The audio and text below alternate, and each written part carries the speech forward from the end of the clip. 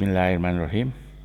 Sahabat sekalian, Assalamualaikum warahmatullahi wabarakatuh.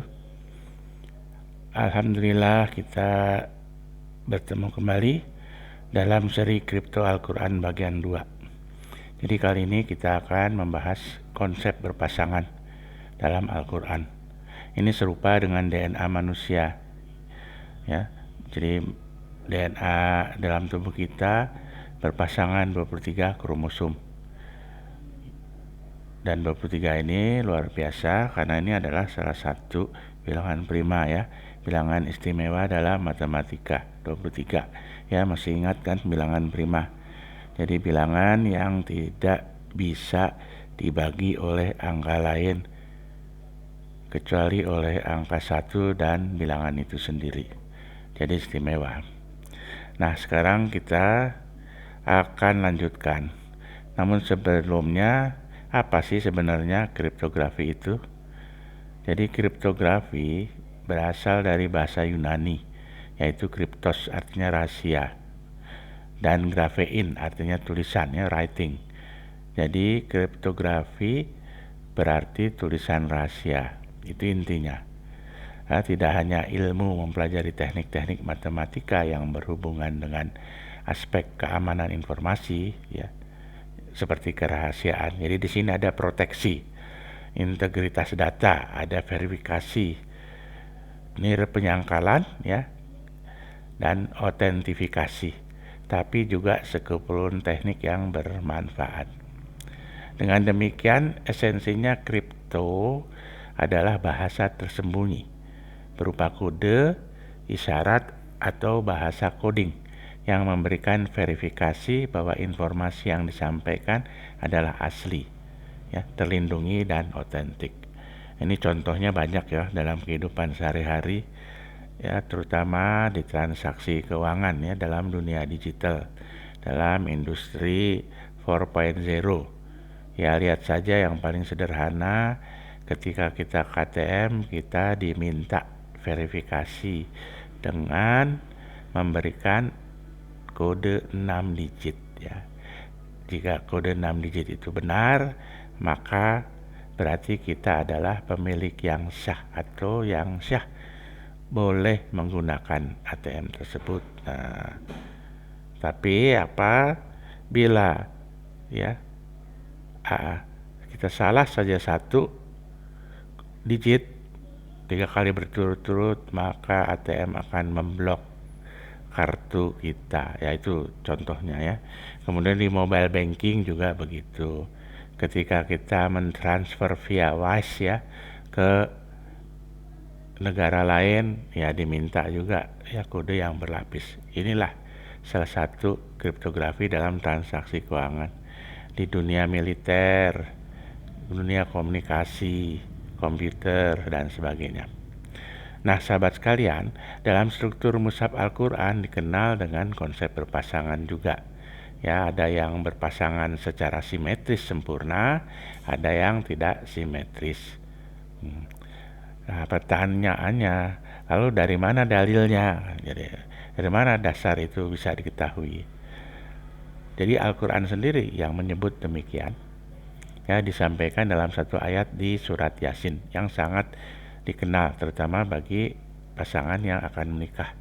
Ya, banyak dicetak dalam surat-surat undangan perkawinan atau pernikahan. Ya, bismillahirrahmanirrahim. Subhanalladzi khalaqal aswaja kullaha mimma tumbitul ardu wa min anfusihim wa mimma la ya'lamun, ya. Maha suci Tuhan yang telah menciptakan pasangan-pasangan semuanya, baik dari apa yang ditumbuhkan oleh bumi dan dari diri mereka maupun dari apa yang tidak mereka ketahui, ya. Di sini ada kalimat subhanalladzi, ya. Nah, ini biasanya, ya, menurut tafsir ini ayat ini pasti ada sesuatu yang luar biasa. Nah, lalu apa yang menarik? Ternyata informasi berpasangan ini ditampilkan juga berpasangan. Jadi surat Yasin itu adalah surat nomor urut 36. Ayatnya juga sama, yaitu 36 pula. Jadi Firman ilahi ketika menunjukkan pasangan dalam ciptaannya ya konsisten ditunjukkan dengan nomor urut surat dan nomor ayat yang sama pula berpasangan. Ya intinya menegaskan bahwa segala sesuatu di jagat raya ini diciptakan dengan berpasangan, baik yang diketahui maupun yang tidak diketahui ya. Sahabat sekalian, contohnya apa? Nah, sekarang kita ambil yang luar biasa. Tahukah Anda sekalian bahwa lebih dari 80% bintang yang kita amati di langit malam sebenarnya bukan bintang tunggal, melainkan merupakan 2 atau lebih bintang yang saling mengorbit bersama. Jadi orbitnya bersama. Mereka, bintang-bintang tersebut dikenal sebagai sistem ganda. Dan bintang ganda yang paling umum ditemui di jagat raya ini adalah bintang biner ya, bintang biner. Nah, ini bisa dicatat.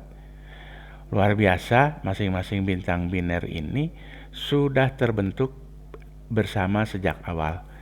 Bahkan jadi ada teori ya, oleh astronom bahwa tata surya kita sebenarnya dulu juga dibentuk oleh matahari ganda ya, tetapi kembaran yang lain punah karena meledak ya. Ini teori. Jadi sebenarnya tata surya kita menurut teori itu ya dulu juga matahari ganda di awal-awal. Nah, kemudian apa contohnya ya? Contoh yang paling spektakuler atau yang terkenal dari sistem biner adalah bintang Sirius ya. Bintang yang dulu-dulu sering dipuja sebagai dewa atau sebagai anak Tuhan oleh warga Mesir kuno. Ya, yang juga tercantum dalam surat An-Najm ya, satu ayat di surat An-Najm yang juga artinya bintang dalam Al-Qur'an. Kemudian Cygnus X1 ya, itu juga lubang hitam yang terkenal.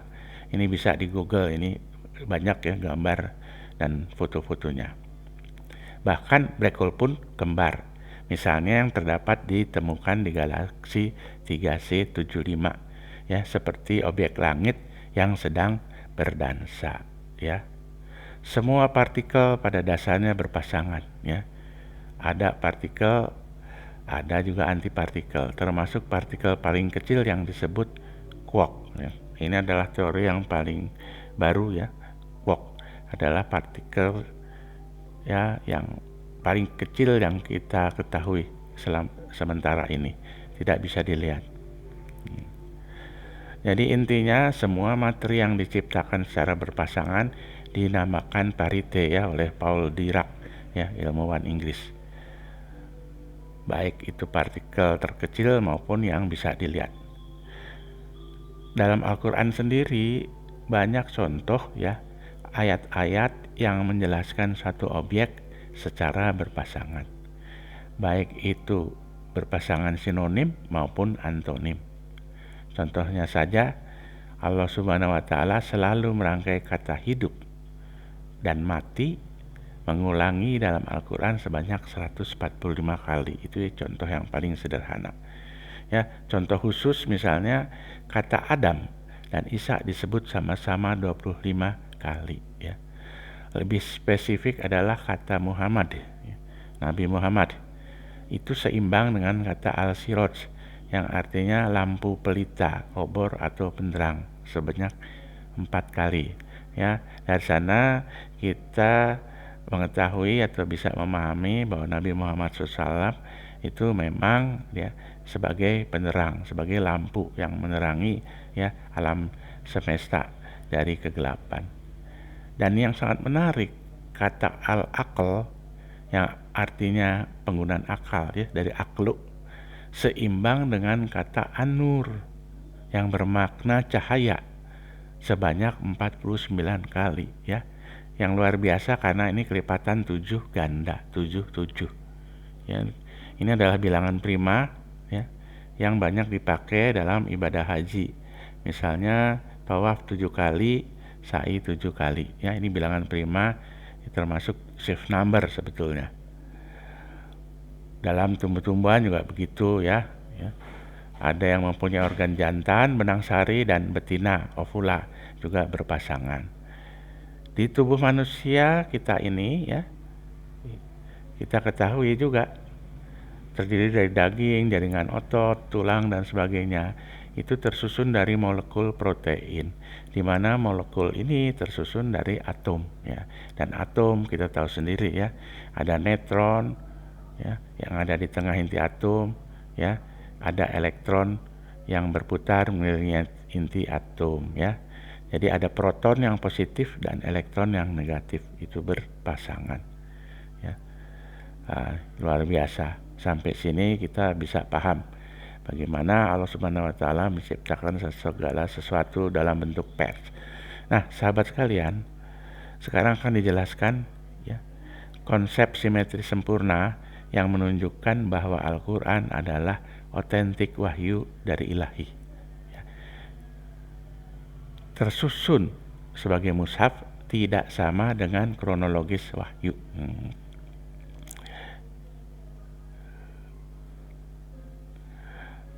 Jadi pertama-tama kita harus berterima kasih ya kepada ilmuwan muslim yang tergabung dalam Nun Center di Amerika Serikat di bawah bimbingan Profesor Basam Jarar dan Cordoba Center di Kanada ya, Ottawa, yang membuktikan bahwa memang Al-Quran tersusun berpasangan simetris sempurna.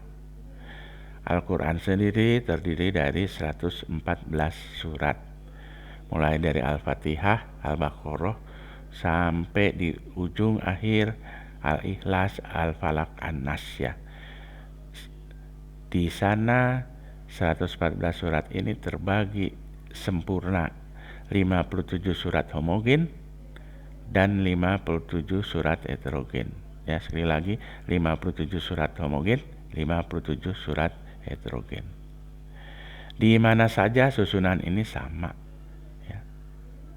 Baik itu di Mekah, Madinah, Jakarta, London, Tokyo, New York, Melbourne, Moskow, hingga di Afrika, misalnya di Tripoli ya. Sebab jika tidak demikian, maka isi Al-Quran tersebut salah atau bahkan palsu. Ya, jadi mudah sebetulnya. Nah, apa yang disebut homogen? Disebut homogen jika jumlah ayatnya dan nomor suratnya sama, genap-genap ataupun ganjil-ganjil ya.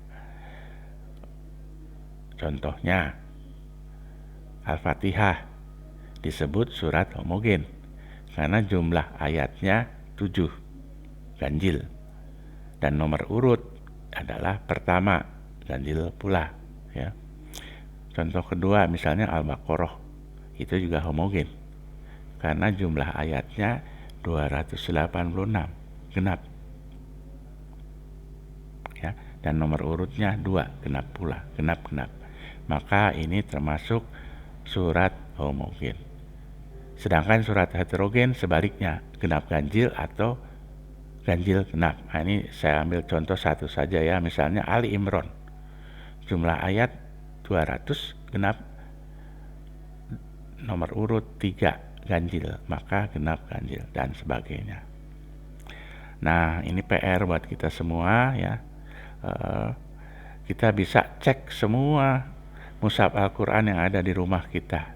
Pasti disusun demikian, 57 homogen, 57 heterogen ya. Nah, ini saya perlihatkan tabel ya, mulai dari Al-Fatihah sampai An-Nas. Jadi surat pertama yang homogen adalah Al-Fatihah. Surat heterogen pertama adalah Ali Imran. Sedangkan diakhiri ya, surat terakhir dari surat homogen adalah An-Nas ya, surat 114. Ya, ini kita lihat tabel. Kemudian surat heterogen terakhir itu An-Nasr yang terdiri dari 3 ayat di nomor urut 110 ya. Luar biasa. Ini tabel saya ambil dari buku Matematika Alam Semesta. Lalu apa artinya? Nah, ini coba diperhatikan.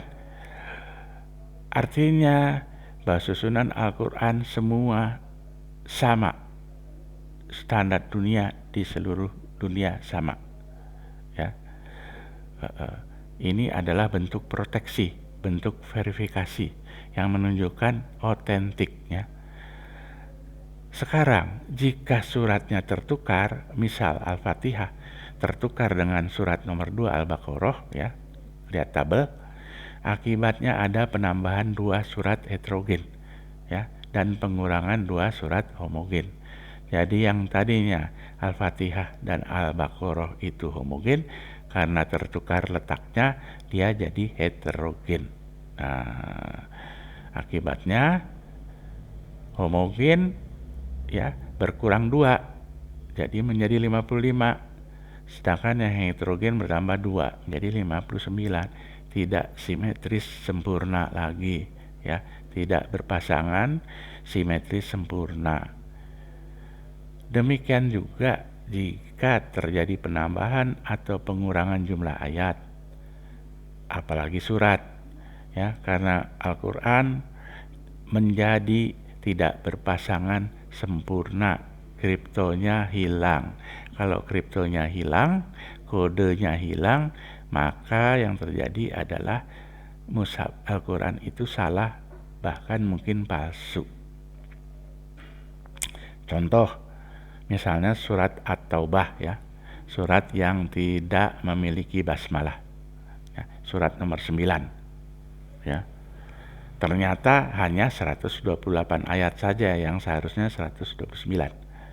Maka Al-Quran berubah menjadi 56 surat homogen dan 50 surat heterogen. Berarti susunan Al-Quran ini tidak berpasangan simetris sempurna. Salah. Ya, dalam istilah komputer, ya, peristiwa seperti ini disebut sistem parity check untuk mengetahui secara cepat apakah dokumen tersebut asli, otentik sesuai sumbernya. Nah, bagaimana jika ternyata Al-Quran ini tidak menunjukkan surat yang berpasangan?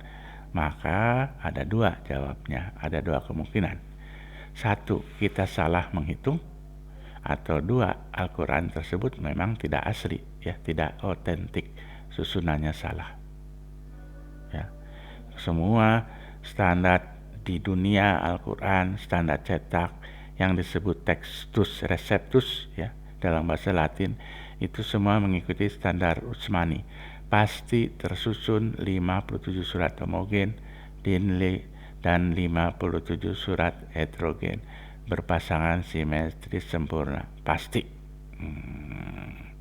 Nah, sekarang saran saya bagi para pendengar, para sahabat sekalian, dan para pembaca, ya, cobalah dibuktikan di rumah.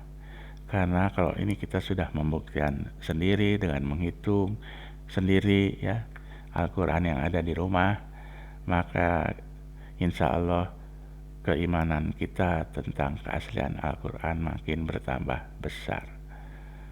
Lalu apa kesimpulannya? Ya, kesimpulannya 1, kita akan paham mengapa susunan Al-Quran tidak sama dengan kronologis wahyu, ya.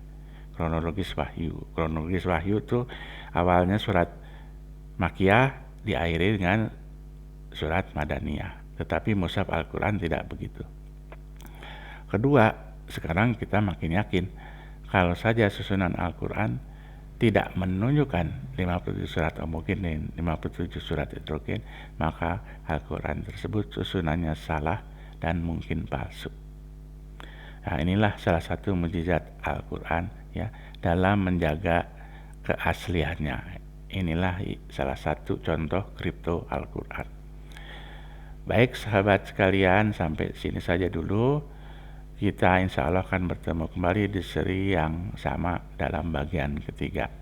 Wassalamualaikum warahmatullahi wabarakatuh.